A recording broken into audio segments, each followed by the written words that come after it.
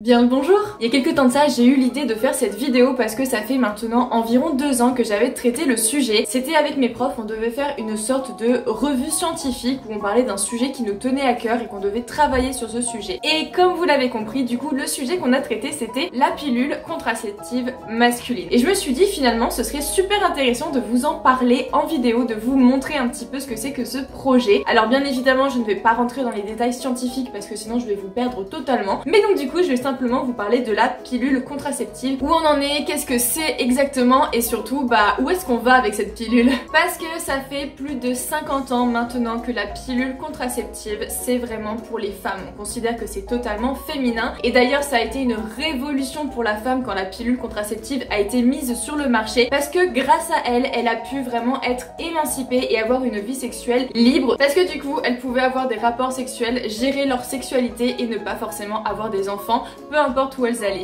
C'est juste un grand changement pour la liberté de la femme. Et pour les hommes, en ce qui concerne leur contraception, et bien malheureusement pour eux, ils n'ont que 2 choix. Il y a d'abord le préservatif, sachant que celui-ci a 88% de fiabilité, et non pas parce que ça marche mal, mais justement parce que souvent on s'en sert mal, on a une mauvaise utilisation, ce qui fait que forcément si on s'en sert mal, et ben il y a des possibilités de grossesse par derrière, donc c'est pas encore la meilleure des solutions et le plus fiable. Et d'un autre côté, on va parler de la vasectomie. Alors je ne sais pas si vous en avez entendu parler, mais le problème aussi avec cette contraception, c'est que régulièrement ça peut être totalement irréversible. Il y a des fois où on arrive aussi à enlever ça et que ce soit réversible, et il y a d'autres fois où ça marche un petit peu moins bien. Et pourtant la contraception ça pose encore un énorme problème puisqu'on considère qu'il y a encore 80 millions de grossesses non désirées dans le monde. C'est un enjeu majeur parce que c'est juste énorme. Entre les femmes qui se font avorter de manière totalement dangereuse, les autres qui se font avorter, c'est toujours un petit peu mauvais malgré tout pour le corps, et en plus de ça, les femmes qui ne peuvent pas avorter, qui gardent l'enfant, mais c'est pas pour autant qu'il est désiré et que cet enfant sera heureux.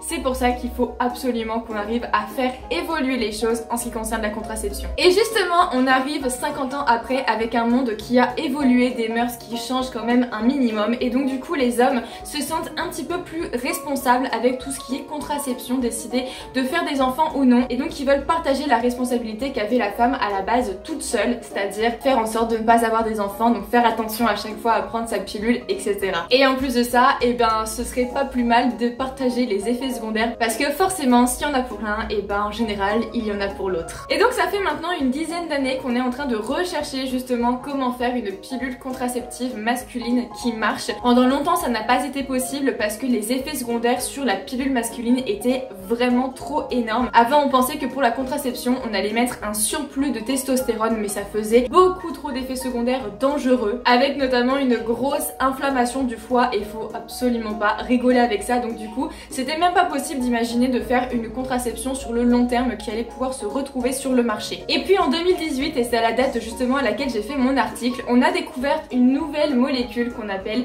la DMAU, qui va être un mélange d'androgène et de progestérone. Cette molécule est très prometteuse parce qu'elle marche énormément bien et surtout elle a très peu d'effets secondaires sur les hommes. Alors je ne vais pas rentrer dans le détail du mode d'action de cette molécule parce que si je commence à vous dire que votre cerveau régule vos couilles, je pense que vous allez être perdu. Mais en gros, le but de la contraception, c'est simple, réduire le nombre de spermatozoïdes que vous allez retrouver dans votre éjaculat. Parce que forcément, si vous avez moins de spermatozoïdes, arrivé à un certain seuil, on considère que du coup, ce n'est plus fécondable, il n'y a pas assez de spermatozoïdes pour que dans tous les cas, il y en ait un qui aille jusqu'à un ovule. Et justement, l'hormone que vous connaissez tous, qui va permettre de fabriquer ces petits spermatozoïdes, c'est simplement la testostérone. Donc le but est simple, on va essayer de bloquer la testostérone. S'il y a plus de testostérone ou moins de testostérone, forcément il n'y aura plus de spermatozoïdes ou moins de spermatozoïdes. Et le DMAU, c'est exactement ce qu'il va faire. Il va venir se mettre à la place de la testostérone sur les récepteurs des cellules, ce qui vont faire que les cellules ne vont plus du tout réagir à cette testostérone et donc forcément elles ne vont plus fabriquer de spermatozoïdes. Et du coup c'est un traitement qui sera efficace au bout de 28 jours de prise quotidienne de cette pilule, parce qu'un spermatozoïde, une fois qu'il est fini, qu'il est fabriqué en entier, il peut rester assez longtemps dans les testicules, jusqu'à 28 jours. Donc forcément il faut attendre le temps que tous les spermatozoïdes qui ont été créés avant la prise soient éliminés, et ensuite c'est bon, on n'en fabrique plus, donc on n'en a plus, et donc du coup la contraception se met à marcher. Alors pour les effets indésirables, malheureusement comme pour tout médicament, on ne peut pas trop les éviter, c'est très rare un médicament sans aucun effet secondaire. Mais ce qu'il faut savoir, c'est que sur cette pilule là,